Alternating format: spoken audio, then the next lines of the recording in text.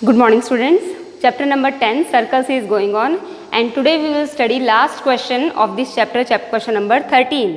Last question बचा है अपना इस एक्सरसाइज का, वो अपन आज करेंगे. Take out your NCERT book and read this question.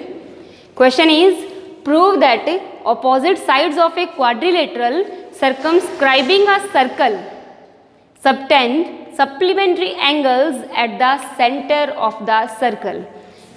Diagram is not given to us, diagram अपना को अपने आप बनाना है. आपको दिया हुआ है prove that opposite sides of a quadrilateral circumscribing a circle. That means a quadrilateral is given which circumscribes a circle. एक क्वाड्रिलेटरल दिया गया है जो सर्कल को सर्कमस्क्राइब कर रहा है. That means circle is fixed inside that quadrilateral.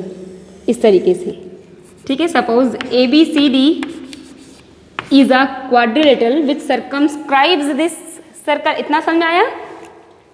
अपने को प्रूव करना है कि ऑपोजिट साइड्स ऑफ क्वाड्रिलेटरल की जो ऑपोजिट साइड्स हैं, जैसे कि AB and CD are opposite sides, similarly AD and BC are also opposite sides. तो अपने को प्रूव करना है कि opposite sides of quadrilateral circumscribing a circle subtend supplementary angles at the centre of the circle.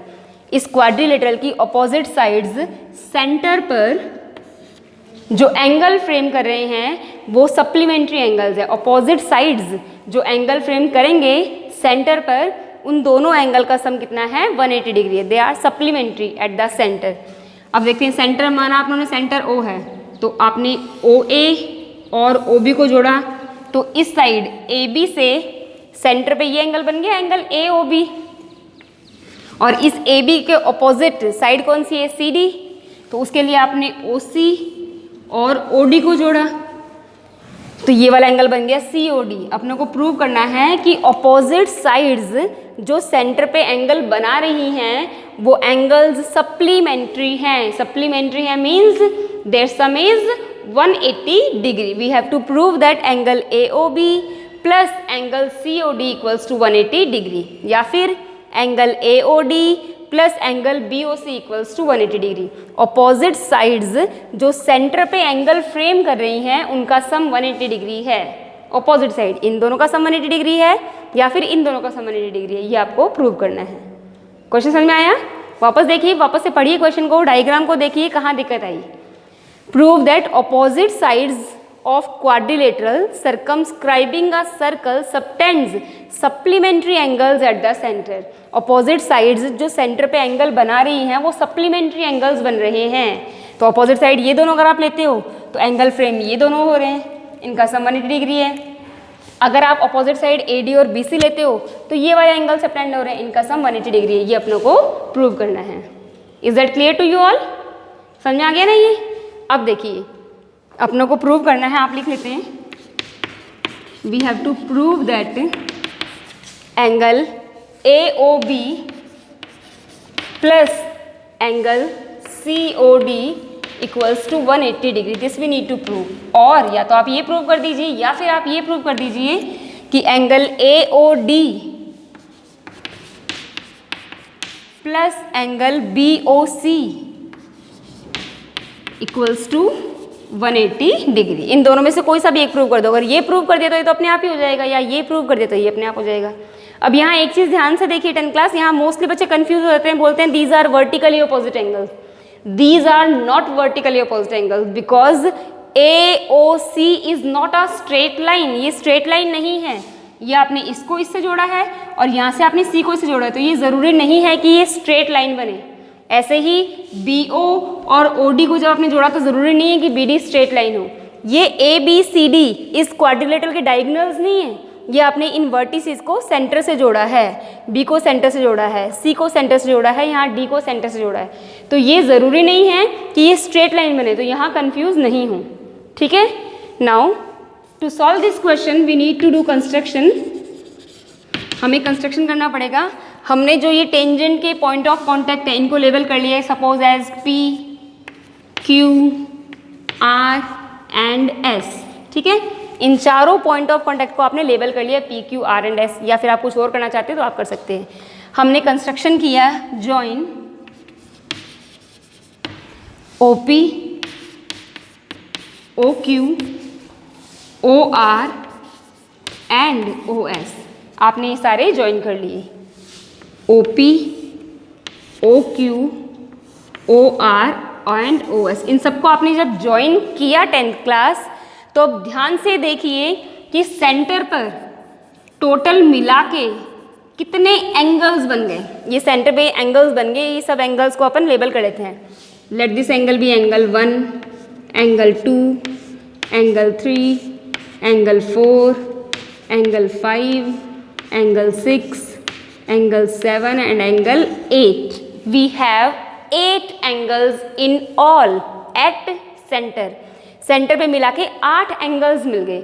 अब यहाँ अगर इन 8 angles में कोई ना कोई अपने को रिलेशन मिल जाए या कोई एंगल किसी दूसरे के इक्वल मिल जाए तो अपना काम बहुत ही इजीली हो जाएगा।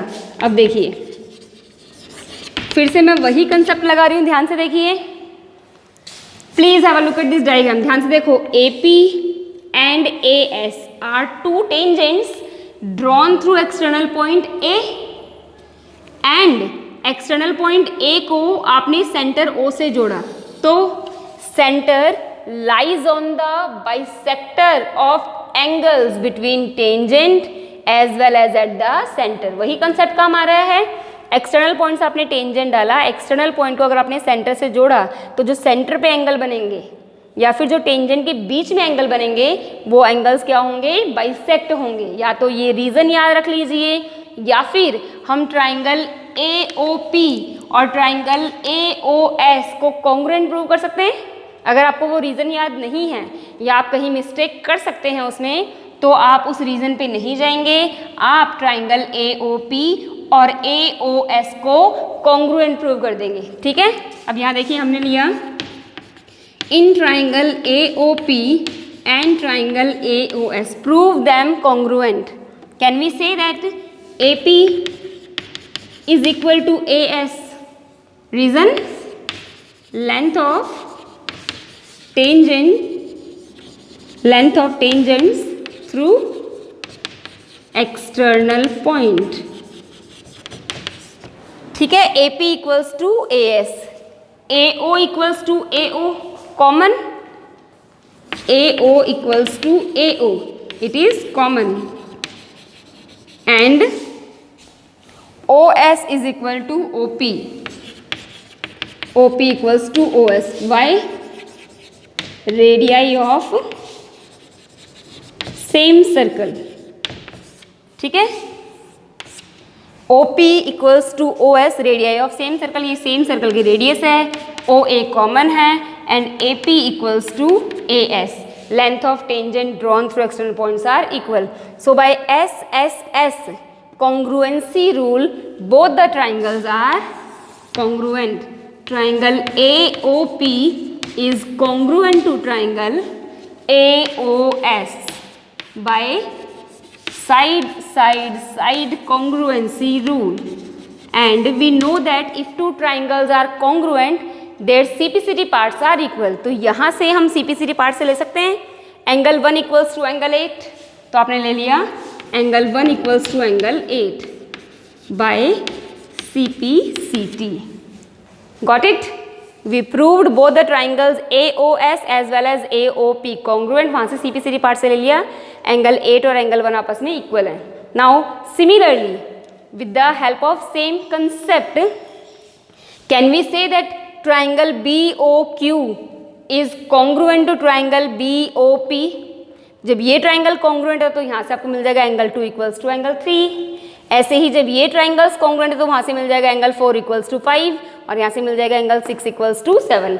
सभी में सेम कंसेप्ट फॉलो हो रहा है। ठीक है ना, देखिए हमने पहले ट्राइंगल्स कॉन्ग्रुएंट प्रूव किए, ये वाले, ये दोनों ट्राइंगल आपस में कॉन्ग्रुएंट है। अब आप ले रहे हो ट्राइंगल POB ये ट्राइंगल और BOQ ये ट्राइंगल, फिर आप ट्राइंगल्स लेंगे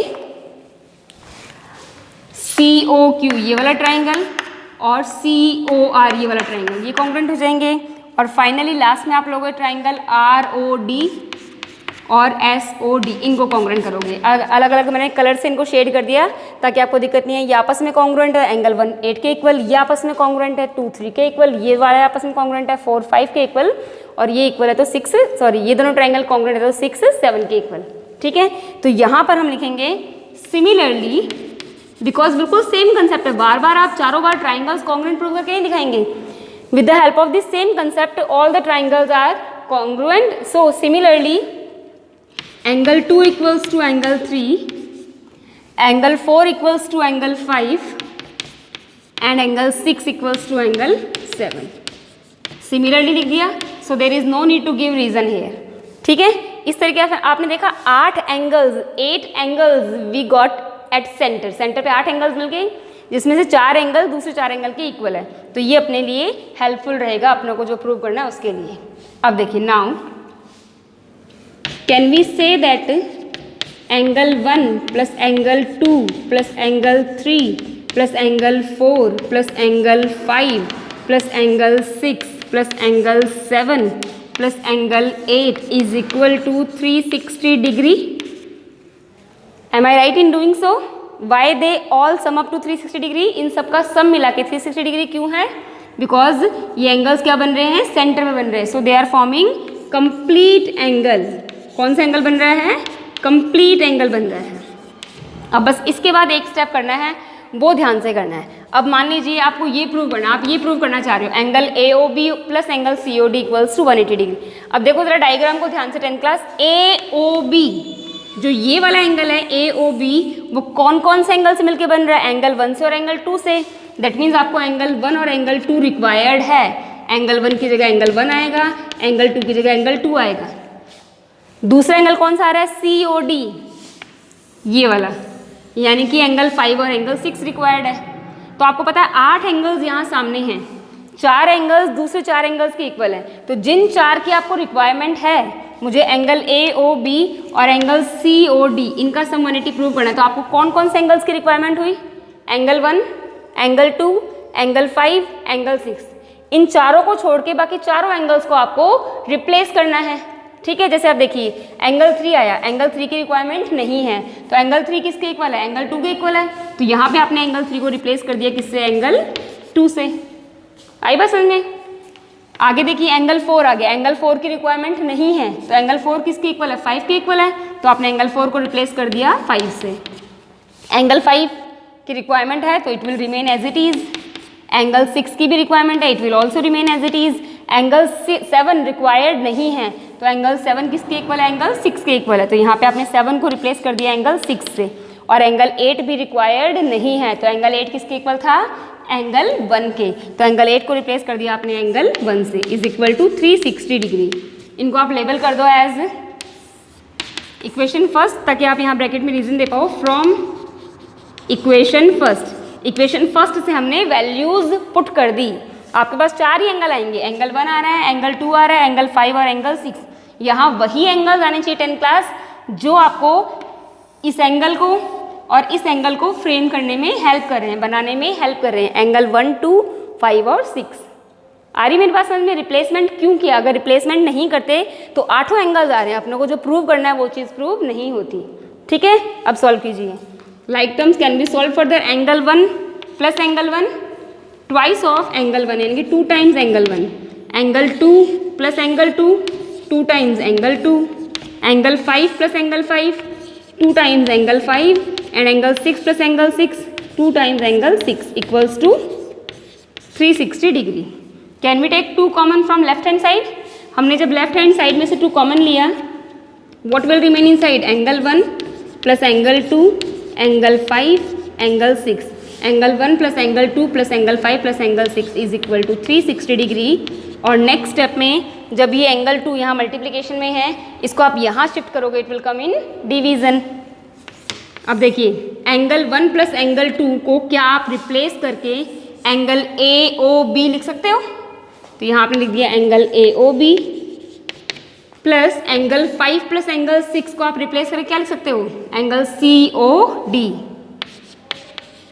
इज इक्वल टू 360 अपॉन 2, तो ये आ गया 180 degree. So angle AOB plus angle COD is equal to 180 degree, hence proved. आपको यही प्रूव करना था कि क्वाड्रिलेटरल की अपोजिट साइड्स सेंटर पे जो एंगल बना रही है वो 180 डिग्री का बना रही है, दोनों का सम मिला के 180 डिग्री है। अब जैसे आपने इन दोनों एंगल का सम 180 डिग्री प्रूव किया, क्या वैसे ही इन दो एंगल का नहीं कर सकते? Angle AOD plus angle BOC is equal to 180 degree, बिल्कुल कर सकते हैं। जैसे यहाँ पे आपने एंगल 1, 2, 5, 6 की फॉर्म में सबको रिप्लेस कर दिया, तो अब अगर आपको ये प्रूव करना है तो आपको एंगल 3, एंगल 4 चाहिए, एंगल 7 और एंगल 8 चाहिए। उनकी टर्म्स में दूसरों की वैल्यू रख देना, आ जाएगा आंसर आराम से। या फिर हमने इतना कर दिया, अब जैसे ये प्रूव हुआ वैसे ही तो ये वो होगा ना, ऑब्वियस सी बात है, बिल्कुल सेम पैटर्न ही है। तो इतना प्रूव करने के बाद आप लिख सकते हैं similarly angle AOD plus angle BOC also give 180 degree. इन दोनों का सम भी 180 डिग्री ही आएगा, ठीक है। So after this question our chapter number 10 is complete from NCERT book. आपकी NCERT बुक से चैप्टर नंबर 10 कंप्लीट हो गया है। I have given you some of the extra questions also in between. आपको कुछ एक्स्ट्रा क्वेश्चन मैंने पहले ही दे दिए हैं।